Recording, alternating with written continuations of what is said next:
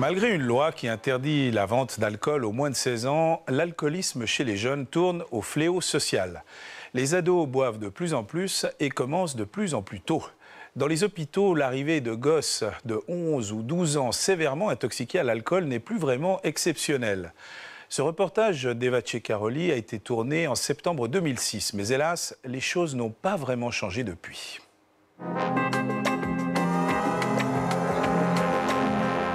On va continuer à boire, voilà, quoi. on va continuer à fumer, on est avec nos potes, on fait la fête, voilà. on chute, quoi. Allez, santé, quoi. Prendre une cuite à 13-14 ans, ça fait viril, mais les conséquences sont graves. Le corps, le cerveau de l'ado sont fragiles face aux substances toxiques.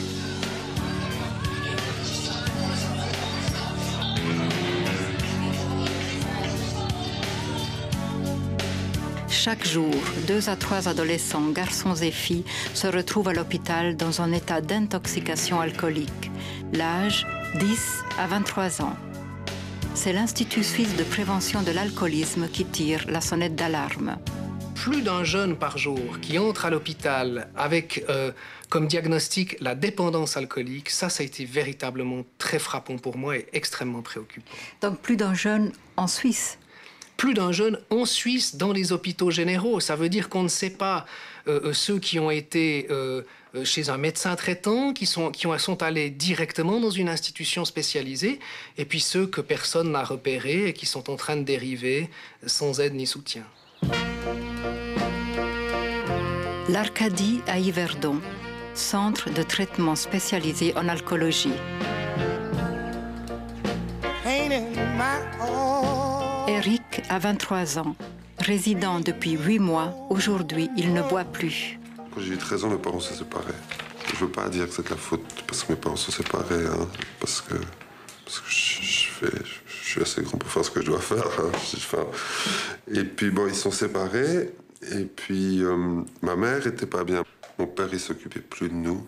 Au début, je me suis occupé de ma mère beaucoup, les premières semaines. Après, on m'a dit, ouais, c'est toi l'homme de la maison. Et puis au moment où on m'a dit ça, ma mère était dans une position de faiblesse. Moi, on me dit c'est toi l'homme de la maison. Je me suis dit, allez, c'est moi qui décide maintenant. Puis c'est ce que j'ai fait. Je sortais, je buvais, je faisais des cambriolages, des trucs. Voilà. Et ça, c'est vers l'âge de 13-14 ans. Voilà, oui. Et l'école alors? L'école, j'ai arrêté vers milieu de 7e. J'ai arrêté.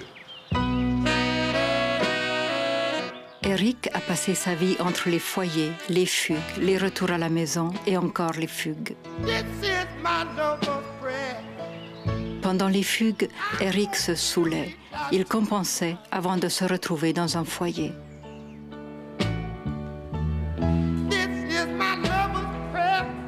Aux urgences de l'hôpital de l'enfance à Lausanne, on constate aussi une augmentation de ce type de comportement à risque. On voit chaque semaine des enfants débarquer, même jeunes, en intoxication alcoolique aiguë, qui sont amenés par l'ambulance au décours d'une fête, on les a trouvés dans la rue ou autre, et ils arrivent là aux urgences. Oui.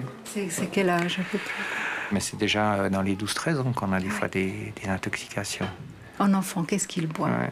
Ils consomment de la bière, ils consomment des alcopop, des fois des alcools forts aussi. L'autre jour, on a eu un gamin jeune qui arrivait avec une intoxication à la vodka importante, parce qu'il y avait de la vodka qui traînait dans la soirée où il était. Donc il avait en tout cas moins de 16 ans, puisqu'il est oui, chez vous. Bien sûr, oui. Il y a 10 ans, le CHUV a créé un centre de traitement en alcoolologie. Jean-Bernard Depen est le médecin-chef de ce centre. On assiste à un phénomène où l'alcool est maintenant utilisé par les jeunes plutôt comme une drogue. Hein. On se pète avec l'alcool aujourd'hui. Ça, c'est un phénomène relativement nouveau. Évidemment, les dangers au court terme, c'est pour un adolescent qui prend des cuites, c'est de développer des problèmes de dépendance à l'alcool, avec des conséquences sociales, conséquences psychologiques. Et puis les dernières qui arrivent, et c'est pour ça qu'on a du mal à voir venir les problèmes d'alcool, c'est les conséquences sur la santé. Conséquences qui interviennent vers 40 ans. Et quand on a 13-14 ans, on n'y pense pas. J'achète vodka, bière, Smirnoff, un peu de tout, quoi. Tout ce qui est buvable, quoi. Voilà. Et si tout ça est bu, les conséquences immédiates sont très brutales. C'est plutôt des risques liés à l'abus ponctuel, hein, alcoolisation aiguë avec un danger d'accident, de bagarre, d'être victime de violence ou d'être violent soi-même, de comportements sexuels à risque, de tentatives de suicide aussi. Écoute, poteau. Fais péter le son dans ton auto. Zach, nouveau texte, Zach, nouveau texte, nouveau compte. Zach. À quel moment, au fond, l'alcool est devenu vraiment un gros problème? Vers 19 ans, quand j'ai arrêté de fumer des joints, je pense. Au moment où j'ai arrêté, j'ai plus pu fumer de joints. Ouais. C'est là que ça a commencé. Je me suis retrouvé à habiter avec un pote à moi dans un appartement que ma sœur nous avait passé parce qu'il fallait finir le bail. Et puis là, on a déconné à bloc. C'est-à-dire qu'on buvait jusqu'à 4 bouteilles. On tirait aussi de la coke par-dessus. 4 bouteilles de vodka. Par jour? Par jour, ouais. Mais avec la coke par-dessus, donc on continuait à boire, machin. Et puis c'est vrai que ça, c'est une période où j'ai beaucoup bu. Mais c'était vraiment beaucoup d'excès. Donc on buvait énormément à cette époque-là. Et pourquoi 4 bouteilles? Parce que ça me suffisait pas une bouteille, moi, ça me faisait plus rien. Et avec quel argent est-ce que... Ben, ça dépend, parce qu'on a fait des appartements, on a fait des maisons, on a fait des entreprises. Est-ce que vous étiez seul pour faire les cambriolages? Non, on était plusieurs. Si la dépendance à la drogue se manifeste, elle, assez rapidement, la dépendance à l'alcool est plus sournoise. Elle ne se déclare qu'après plusieurs années de consommation. Eric n'avait donc toujours pas conscience d'être accro à l'alcool. Pourtant, il devient violent. J'avais tapé ma copine, enfin je lui ai foutu un coup, puis j'avais détruit son appartement. Puis, en fait, moi j'étais retourné le lendemain ivre, elle m'a envoyé chier, c'est normal. Je suis reparti, puis je me suis embrouillé avec un mec, j'ai foutu une tarte à un mec dans le bus, je sais pas pourquoi, hein, je me souviens plus. Et puis les flics ils sont arrivés, ils m'ont embarqué. Pourquoi est-ce qu'aujourd'hui, alors que les jeunes ont toujours bu, disons, le problème devient si grave? Il y a vraisemblablement aussi un facteur de marketing, de publicité, de promotion des boissons alcooliques. Il y a, je l'évoquais, la palette des boissons, mais il y a aussi des stratégies marketing qui sont pernicieuses. La boisson préférée des jeunes garçons, c'est la bière. Or, que fait la bière dans sa promotion? Elle utilise le sans-alcool pour faire la promotion de la bière avec alcool.